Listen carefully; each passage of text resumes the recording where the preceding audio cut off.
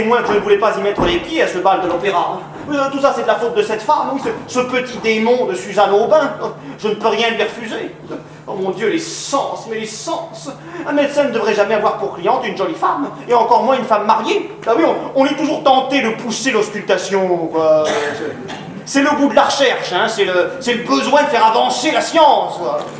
Ah bon, le bal de l'opéra, c'est une idée à elle. Oui, à 2 heures sous l'horloge, m'a-t-elle dit. Oh, ça, j'y étais, oui, à 2 heures pile. Je l'ai attendu jusqu'à 3 heures, comme un serein. Et alors, quand je l'ai vu, qu'il ne venait pas, je suis parti furieux. Comment ça, mais Yvonne, je ne te l'ai pas dit. Pas du tout. Attends, Yvonne, en te quittant en te quittant, Yvonne, je ne t'ai pas dit, je vais chez Bassinet. Chez Bassinet? Mais évidemment. Où voulais-tu que j'aille, sinon chez Bassinet? Et vous y avez passé la nuit? Mais pas du tout. Et pourtant? Ah oui, mon lit ne sera pas défait. Puis alors nous y aurions passé la nuit. J'ai tellement travaillé, j'ai même pas eu le temps de voir le jour se lever, ma pauvre chérie. On mène une telle vie, tu sais, on est des chiens, hein, voilà ce qu'on est. Et c'était gai. Oh, bah, tu penses, dans l'état où il est, Bassinet. Quoi? Qu'est-ce qu'il a? Qu'est-ce qu'il a? Il est au bout, Yvonne. Mais c'est à ce point? Évidemment. C'est une question d'heure, peut-être même de minutes maintenant. Et il organise des soirées dans son état. Son état. Comment veux-tu qu'il se rende compte de son état, dans l'état où il est? Non, c'est sa veuve qui m'a fait appeler d'urgence. Enfin, celle qui va devenir sa veuve dans quelques minutes maintenant. Enfin, évidemment qu'il est perdu, Yvonne. Nous avons tout tenté. Il ne s'en relèvera pas. Il n'y a plus d'espoir. Monsieur Bassinet. Hein? Bonjour, docteur. Mais vous êtes fou de venir ici en ce moment, vous. Mais je vous dérange? Ah non, nullement, monsieur Bassinet. Vous allez bien, monsieur Bassinet? Mon Dieu, ça va, madame, ça va. Oh, ça va, mais l'inconscience béate. À vous, je vous jure, hein. Il paraît que vous n'avez pas été bien cette nuit. Cette nuit? Qui vous a dit ça? Mais mon mari? Oh, mais regarde-le, Yvonne. Tu te vois bien qu'il se rappelle de rien. Tu vois pas son œil vide. Tu vois pas que le cerveau n'est plus irrigué. Oh. Moulino! Oui, maman. Ne m'appelez plus maman. Mère de ma femme. Alors j'irai pas par 4 chemins à Kiesgan. Oh, depuis le temps que je le cherche, celui-là. Patouche, à qui est-il? Mais à moi.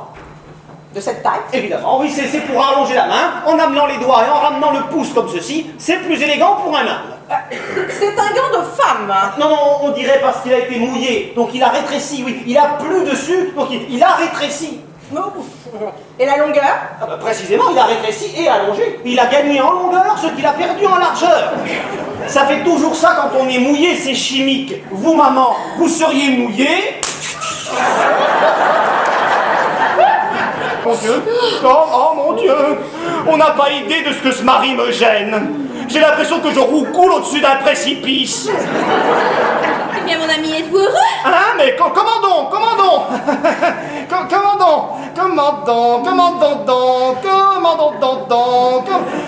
Mon Dieu, ce que c'est cher ce petit appartement, dis donc. 250 francs par mois.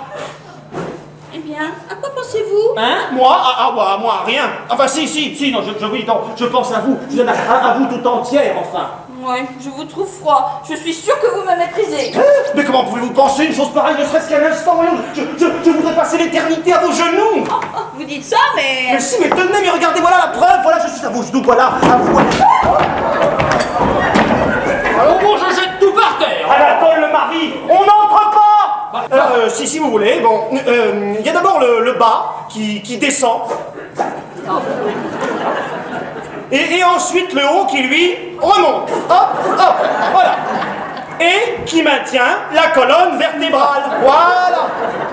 C'est une robe orthopédique. Un premier tour pour bien émulsionner l'étoffe. Voilà l'émulsion d'étoffe, voilà l'étoffe, voilà.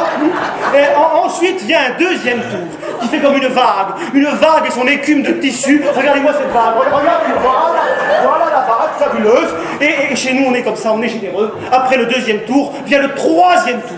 Oui, le troisième tour qui va illuminer le visage fabuleux de madame. Attention, 1, 2, 3, voilà la troisième tour, voilà, regardez-moi Regardez-moi ça, c'est absolument magnifique. Regardez-moi ça, une pivoine. Voilà. La même, mais en bleu. Je vais vous expliquer. Ouais. Vous choisissez un masseur.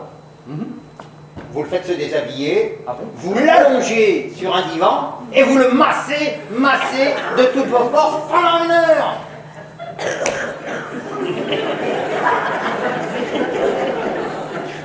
Ah bah dites donc, je m'y prenais à l'envers.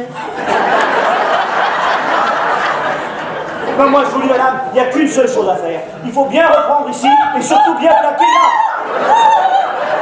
Non, non, non. Deux fois, c'est quand même une de trop. Hein. Voilà. Alors on craint la maladie, la maladie de Dumanchel. Voilà. Qu'est-ce que c'est que ça, la maladie du Manchel? On ne sait pas ce que c'est. On l'a appelé la maladie de Dumanchel parce que le docteur Dumanchel, qui était un grand professeur, a été le premier à dire « Je connais pas cette maladie ».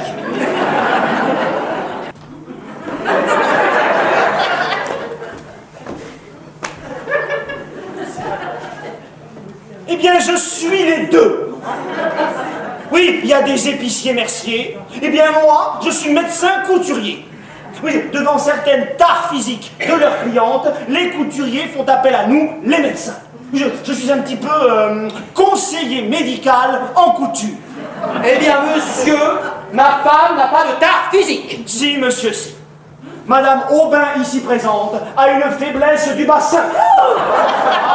Voilà. Attention, voilà. Et c'est exactement la même chose pour madame ici présente. Voilà. Regardez-moi ce bassin s'il est faible. Voilà. C'est ce qu'on appelle la maladie de Dumanchel. Oui, j'avais juré de garder le secret médical. Mais puisque mon honneur conjugal est en jeu, alors là, moi aussi, je dis tout.